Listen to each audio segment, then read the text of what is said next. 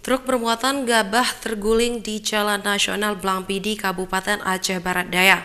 Sopir hilang kendali saat hendak menyalip minibus di depannya yang tiba-tiba belok ke kiri. Mobil truk jatuh mengenai pengendara sepeda motor dari arah berlawanan. Satu unit truk bermuatan gabah padi terguling di Jalan Nasional Desa Gelempang Payung, Kecamatan Blangpidi, Kabupaten Aceh Barat Daya. Mobil truk dengan nopol BK8459FH ini ingin menyalip minibus di depannya.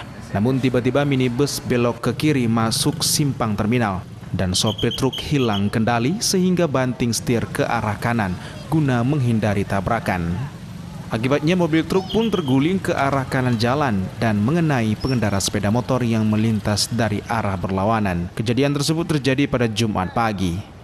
Puluhan karung goni berisi gabah padi tumpah ruah di jalan, menjadi tontonan warga yang melintas, sehingga lalu lintas di lokasi kejadian terganggu. Bisa kita lihat dengan barang bukti yang dibawa oleh pengemudi mobil light truck tersebut bisa dikategorikan melebihi muatan ataupun overload. Namun demikian tetap kita mencari informasi dari.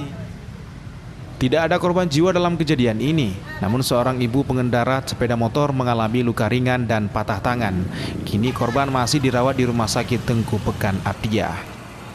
Kini truk dan sepeda motor yang terlibat kecelakaan diamankan di Mapolres Aceh Barat Daya. Dari Kabupaten Aceh Barat Daya, Erdawati iNews melaporkan.